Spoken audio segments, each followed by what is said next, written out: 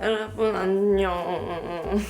갑자기 카메라를 켰는데요. 다름이 아니라 지금 이제 여름 시작되고 나서 물론 뭐 피부도 평소보다 여드름이 더 많이 나긴 하지만 제가 켈로이드 흉터가 또 있어요. 영상에서 자주 보여드렸던 목 쪽에 있는 큼직한 애들 말고도 여기 팔 쪽에도 있고요. 등드름 쪽이랑 이런 가드름 쪽에도 있거든요. 그래서 예전에는 이게 켈로이드인지도 모르고 그냥 여드름 염증이 속에서 있는데 안 가라앉는다 라고만 생각을 했거든요. 근데 많은 비탐지들이 켈로이드성 흉터에 대해서도 알려주셔가지고 그래서 그때부터 이게 내가 갖고 있는 게 켈로이드성 흉터라는 거구나 라는 거를 그때 처음 알았고, 그리고 제가 이제 체험침이라는 흉터 치료를 받은 적이 있잖아요. 근데 거기서 치료해주시다가 선생님이 이거 튀어나온 거 흉터 보고 이거는 켈로이드성 흉터라고 말씀을 해주셔가지고 그때 이제 다시 한번 정확히 알게 됐었거든요. 그래서 제가 항상 미루기만 하다가 이거 더 이상 미루면 안 되겠다라는 생각이 들어서 우리 비탐지들이 가장 많이 받아보신 치료 중에 그 주사 치료가 있더라고요. 켈로이드성 흉터에 이제 맞는 주사?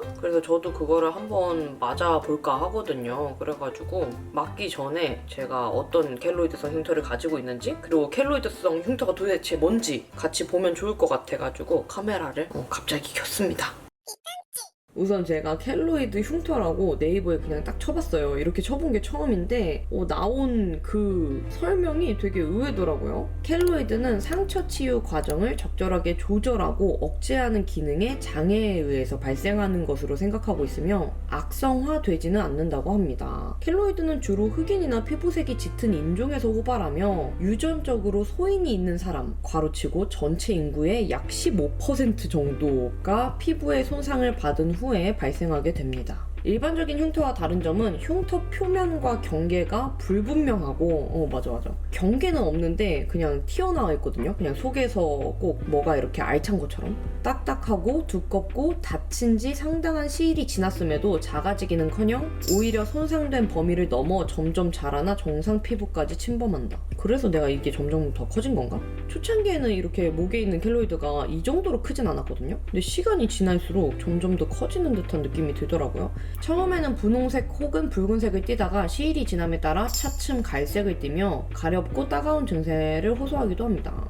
이거는 저는 해당은 안 되는 것 같아요. 갈색을 띠진 않고 저는 그냥 살색인데 튀어나와 있는 느낌? 그리고 가렵고 따가운 거? 가려운 거는 그냥 피부 자체가 항상 뭐 모낭염 이런 것 때문에 가렵긴 하니까 켈로이드 흉터 자체가 가렵다는 것도 느낀 적은 없는 것 같아요. 원인에 나와 있는 게 여드름, 모낭염, 수두, 백신 접종 등이 있대요. 이 중에 2개나 있으니까 근데 저는 모낭염에 의해서 생긴 적은 없고 여드름, 특히 목 쪽 라인에 저는 낭종성이나 결절성 여드름이 많이 나는데 그때 심하게 여드름이 화농성으로 터졌다가 가라앉았을 때 다른 여드름들은 다 평평하게 가라앉았는데 목 쪽에 좀 이상하게 손으로 만지면 뭔가 알맹이가 잡히는 애들이 있는 거예요. 그래서 저는 여드름이 이제 터져나가지 않은 상태에서 그냥 아물어서 그런 줄 알았는데 이게 속에서 켈로이드성으로 이제 발전을 한 것 같습니다.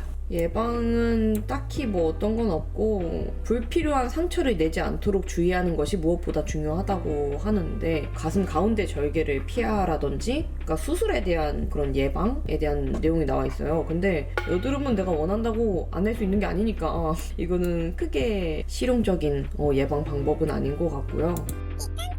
그리고 치료 방법 뭐 있나 보기 전에 제 거 켈로이드를 간단하게 한번 보여드리면 우선 제가 가장 싫어하는 요 녀석. 평소에는 티가 잘 안 나긴 하는데 옆으로 했을 때 이렇게 목살 당겨졌을 때 진짜 여기가 도드라져요. 속에서 튀어나와 있으니까 아무래도 이렇게 당겨졌을 때 더 튀어나와 보이더라고요. 그래서 정말 싫어하는 애고 초반보다 확실히 더 커진 듯한 그런 느낌이 들어요. 처음에 생겼을 때는 이 정도로 한눈에 보일 정도가 아니었었거든요. 그래서 아까 본 것처럼 커진다는 얘기가 맞는 것 같고 이거 말고도 짜잘한 여드름들도 운이 안 좋으면 이렇게 생길 수 있는 것 같습니다. 그래서 이게 딱 하나만 있는 게 아니고 주변에도 이렇게 짜잘하게 있다 보니까 이렇게 좀 살 당겨졌을 때나 옆모습 이렇게 쳐다볼 때 보면은 표면이 고르지 않은 느낌? 그래서 너무 신경 쓰이더라고요. 그리고 팔에도 있어요. 팔에. 왜냐면 제가 여드름이 얼굴에만 나는 게 아니니까. 팔에 정말 가장 싫은 게 이거는 불주사고 이런 데 있거든요. 튀어나와 있는 거. 얘네가 지금 여드름이 아니에요. 이미 아문 지가 몇 년이 지났는데 계속 튀어나와 있는 거예요. 그래서 저는 그때도 이게 이제 여드름이 그냥 속에 굳어있나 보다 이렇게 생각을 했는데 이렇게 아물어져 버렸어요. 그냥 튀어나와 있는 상태로. 그래가지고 보면은 얘는 좀 살짝 갈색빛으로 보이긴 하네요. 여기 목드름에 있는 켈로이드에는 갈색으로 보이거나 그러진 않았는데 몸에 있는 애는 확실히 좀 갈색으로 보이는 것 같고, 만지면 아프거나 그런 건 전혀 없어요. 그냥 튀어나와 있다 그냥 이런 느낌? 그리고 그냥 겉에서 보면은 꼭 고름이 있는 것처럼 보이는데 이거를 이렇게 란셋으로 찌른다고 해도 고름이 나오진 않더라고요. 그리고 뭔가 건드는 순간 더 커지는 느낌이라 건든 적도 거의 없어요. 그리고 제가 등 쪽에도 뭐가 있었던 걸로 기억을 하는데 지금은 저도 어디인지 헷갈려가지고 찾으면은 영상에다가 같이 첨부하도록 할게요. 그래서 뭐 제가 물론 켈로이드가 생긴 게 좋은 케이스는 아니지만 그래도 제가 여드름이 정말 심하게 났던 거에 비하면 얼마 안 생긴 편이라고 생각을 하거든요. 부위 자체로만 따지면 몇 군데가 안 되기 때문에 앞으로는 한번 우리 피탐지들이 받아보셨다고 말씀을 해주신 켈로이드성 흉터 주사 이걸 한번 받아보려고 하거든요. 그리고 일단 병원 진단을 해보고 만약에 나중에는 혹여나 뭐 절제 수술을 해야 된다고 하시면 해보는 쪽으로도 생각을 할 수도 있을 것 같고요. 근데 지금 당장은 아니더라도 일단은 할 수 있는 방법들은 차근차근 한번 해보려고 해요. 그래서 치료 여기 나와 있는 거 보면은 외과적 절제, 자른다는 얘기인 것 같은데, 켈로이드를 단순히 완전 절제하는 것은 콜라겐 합성을 자극해서 빨리 재발하게 하고 이전의 병변보다 더 커질 수 있게 할 수도 있기 때문에 다양한 수술 기법이랑 수술 후 치료를 필수적으로 병행을 해야 된대요. 그러니까 단순히 잘라낸다고 되는 게 아닌가 봐. 병행하는 걸로는 뭐 압력, 스테로이드, 방사선 치료 같은 보조 치료법과 복합적으로 함께 사용해야 합니다.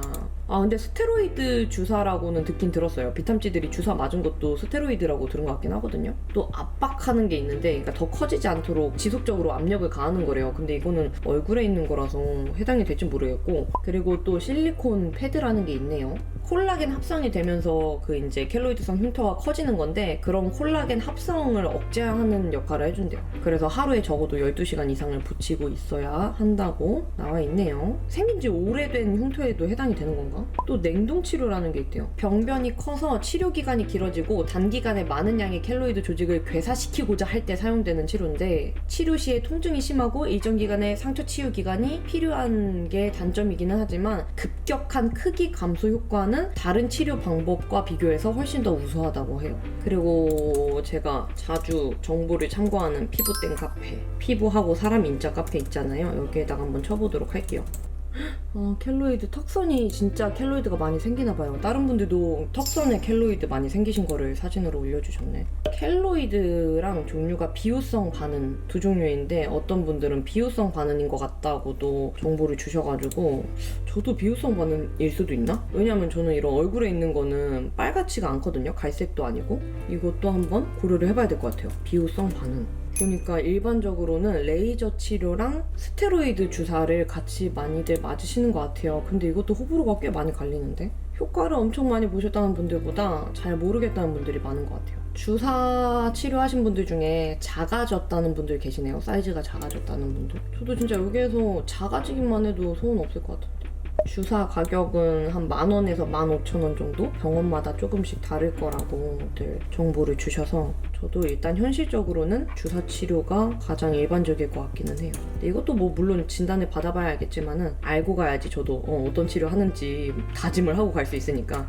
켈로이드가 진짜 통증이 심한가 봐요. 바늘로 찌르는 통증도 있고 엄청나게 가렵대요. 난 진짜 그러면 켈로이드 아닐 수도 있을 것 같은데. 켈로이드성이 이제 여드름으로 생긴 거라고 하면은 피지 억제제, 그러니까 이소트레티노인 계열의 약을 먹어서 일시적으로 이제 조금 가라앉았다는 분들도 계시고, 왜냐면 저도 여드름 약 3개월 동안 먹었던 적 있잖아요. 2018년에. 그때는 뭔가 크기가 작아진 듯한 느낌을 받기도 했거든요. 근데 그렇다고 이 흉터 때문에 여드름 약을 계속 먹을 수는 없는 터라 우선은 저한테는 지금 뭐 현실적으로는 주사 치료나 어떤 분들 보니까 레이저 같이 하셨다는 분들도 계셔서 그렇게 치료받는 거를 생각을 한번 해봐야 될 것 같아요. 그러면 제가 한번 치료가 가능한 병원을 알아보고 받게 되면은 그때 또 영상으로 다시 담아보도록 할게요. 여드름이 잠잠해지면은 페인 흉터가 생기거나 이렇게 또 튀어나와 있는 켈로이드성 흉터가 생기기도 하니까 좀 참 착잡하기는 한데, 그래도 우리 같이 앞으로 하나하나씩 차근차근 실천해 나가면서 좀 힘내보도록 해요. 그러면 오늘도 인씨 영상 봐주셔서 너무너무 감사하고 우리는 다음에 더 예쁘고 유용한 영상으로 만나요.